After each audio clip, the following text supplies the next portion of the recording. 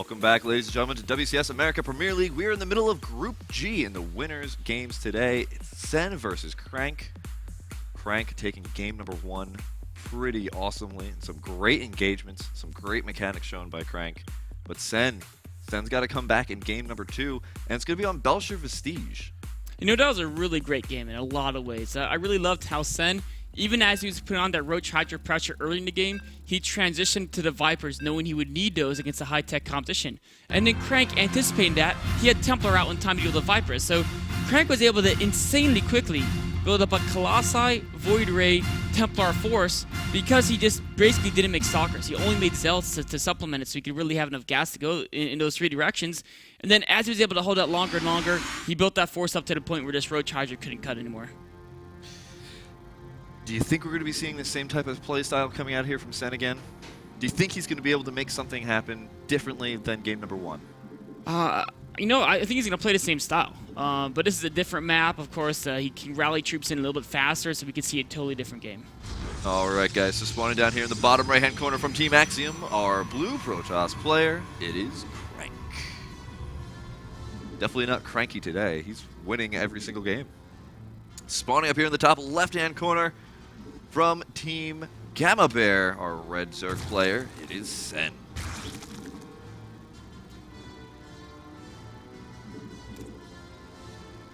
The big question is, how is Crank going to play this game? Of course, that last game he played very defensively and very tech-orientated, and that's pretty much how almost every Protoss approaches Whirlwind, so it's hard to really tell his exact style he favors at this moment based on that map. But Belcher Vestige is a map where pretty much every style works. You can play that same style.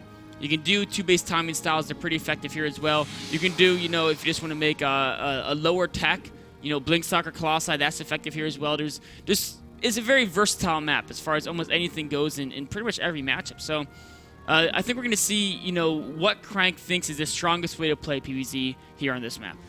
Given those engagements and seeing the mechanical advantage that he had over his opponent, I wouldn't be surprised if we were to see some sort of 2-base timing push. He realized that the army control from Sen just was not able to match his army control. Even with the pretty clutch abducts in the very beginning of the game, the little bit of an issue with army composition later on in the game, I think Crank realized that just every single engagement didn't matter exactly how it went in the beginning. As long as his mechanics held up, and they did every single time, he was able to win. So Sen is going to be at a little bit of a disadvantage if there is a huge 2-base timing push, because Crank's control is easily top 3. Crank going again for that Forge expansion. Following up with a gateway, we see a cannon in this wall directly after that. Of course, Sen has seen absolutely everything that's happening. And as he sees this cannon being built, he's not going to do anything crazy and produce a whole bunch of Zergins and up to catch Crank off guard, knowing that there's a cannon already on the way. Sen's Overlord is fearless. It saw the photon cannon going up, and instead of going away from it, actually went towards it for a couple of seconds. And if it's not careful, there we go. Okay, just making sure. The cannon was just about to finish up there, and that poor Overlord was going to get taken out. But I see something that's about to kill me start being built. I'm not going to go right towards it like the Overlord did. Well, see, that's what makes this Overlord a true hero to his race. Personal safety is of no concern.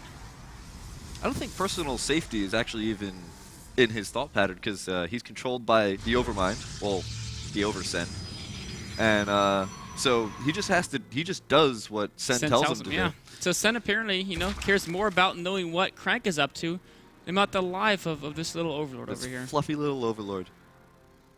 Poor little it's a guy. shame. He should not be living in these conditions. Anyway, nothing too crazy coming out. Nice little wall coming out here from Crank, getting both of his gases in his main as well as a Forge. So we might start seeing the beginnings of a timing push come out of this if we start seeing that Forge start +1 rather shortly, which I wouldn't assume Crank would make it for no reason at all. The probe confirms the 3rd base of Sen. That's always a really valuable scout as a Protoss to know the Zerg is taking that 3rd base before they're getting any gas mining going on. That probe is jetting away as fast as it can. The Zergling is trying to catch up, but he's only getting like 1 or so hit. Double gas going now for Sen. Started them when he was at 40 supply. There's really, if you're going to play this gasless 3rd style that was kind of the standard in Wings of Liberty, and it's still very popular in Heart of the Storm as well, The two most common times to get that gas is you either get 2 gases when you're at 40 supply, or you wait until you're at 50 and then you get 3. The Overlord does see the gas timings out here for Crank, and that's one of those incredibly important things here, of just noting exactly when your opponent's getting the gas, because it kind of helps you start filtering out what kind of builds he's going for. Obviously, with grabbing all 4 geysers here, he's going to know that he's going for an incredibly high-tech build. Well, not high-tech, but gas-intensive, I guess. Not going to do any mass cell aggression or anything like we saw out of Capoche in that first map on Star Station. Instead, going straight for the Colossi. Now, do you think this is going to be a 2-base Colossus timing push? You know, it's not 100% certain at this point in the game. It could be that 2 Immortal, 2 Colossi push that we've seen gain a lot of popularity on Korea, especially on a map like Belcher Vestige, where there's a lot of different ramps you can manipulate to your advantage. And in fact, given the fact he's not building probes anymore, it does look like it is going to be that timing. So he's going to add a lot more gateways. No more probes are going to come out. And he's going to wait until he gets a second Colossi out. Of course, he's going to have 2 Immortals as well, so he's going to be pretty good against almost any ground forces Zerg can throw at him. Now, the Overlords both dive in here. One of them is actually going to scout out the Robo facility. The other one's going to scout out the 3 gateways that are being made here in the main base. He's going to see the Immortal coming out, not an Observer. Overlord gets in with 1 health away from that sentry, but neither of them scout out the robotics bay and the coming technology out of that, which is a thermal lance. It's a little bit of an unfortunate scout for Sen. If he just tries to use plain Roach Hydra against Crank, that's a very, very tough way to defend this push as long as Crank's force fields are good. And of course, Crank does have amazing force fields, but he currently does only have a single sentry, so he's going to need to warp in several more, as sentries are really the backbone of this push. I mean, it does involve 2 Immortals and 2 Colossi, but it's really all about the sentries. If you don't have the good force fields, the Roaches will just run in and kill everything. Now, Axelav, we were talking before about the fearless Overlord that came out here from Sen.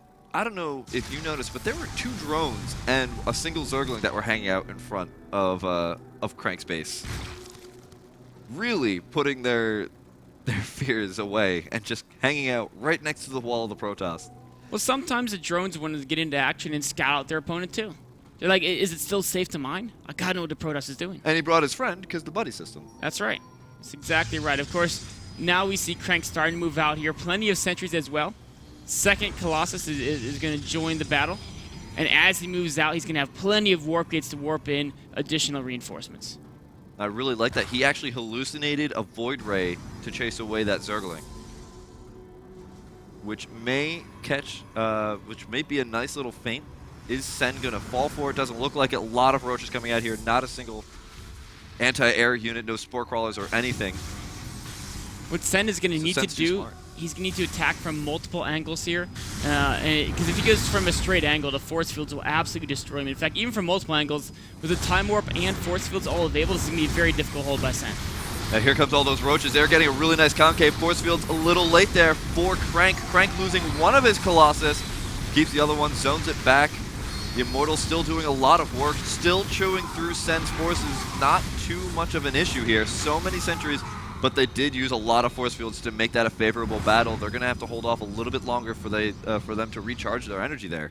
Losing that 1 Colossus was such a big deal for Crank. Now, as long as Sen continues to reinforce units and takes the battles in locations that favor him, I don't know if Crank can continue to push on. He still has a lot of force fields, and if he can make the fight happen where Sen is only attacking him from a single direction, those force fields can be absolutely devastating. Bringing in a Warp Prism here, so it's going to allow him to do a little bit of cute Warp Prism drop play with the Immortals, keeping them alive a little bit longer. Oh, Sen needs to set up a flank. If he tries to take this on heads on with just Roaches, it's going to be a very difficult battle. Is he going to move some of these units around the flank? Oh, there they go. The Mothership Core does scout off this troop movement, though. And you know, there's so many more units being warped in here for Crank. This could really go either way. Sen now set up to attack from 2 directions. And he took out the rocks, so he's not going to be able to retreat and use those rocks as a nice place to put a whole bunch of force fields. A lot of force fields going down, though. Sen gets a lot of Roaches in here trying to take out the Colossus. Does take out the Colossus. Now the Immortals are still alive. The Warp Prism where did the Warp Prism go? It's not able to start lifting up the Immortals to keep them alive for longer. That's right, because very intelligently, Sen sent a few units to take out that pylon that was back there, and that meant that Crank had to use Warp Prism to warp in units instead of to micro. Beautiful play here from Sen. Very, very smart play.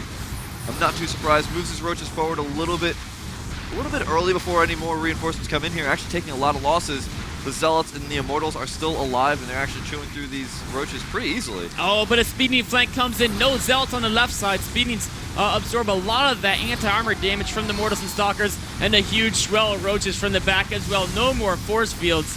Crank's force is going to be decimated here. And there's no energy on the Mothership Core for a recall. Sen once again baiting his army into baiting his opponent with a really small army into a position where he knows he can get a great engagement.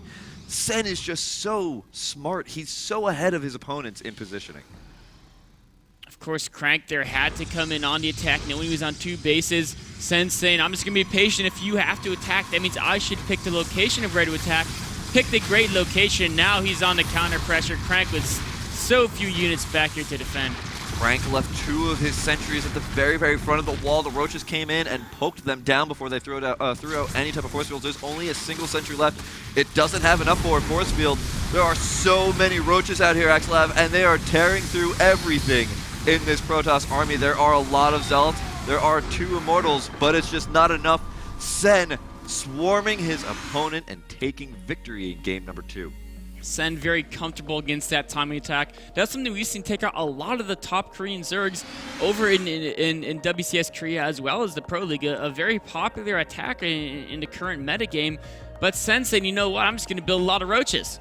And as long as I hit my angles right, that attack hits late enough, I can just keep reinforcing, and 3 bases to 2. I can reinforce at a faster rate than you. We can see that here he positions the army so that there's nowhere it can go, and he just then completely surrounds it with roaches, just waiting for that reinforcement to come in, and it actually doesn't even lose the entire, the smaller force that he used to bait the other army into that position. Sen, he's got to be like a master of chess.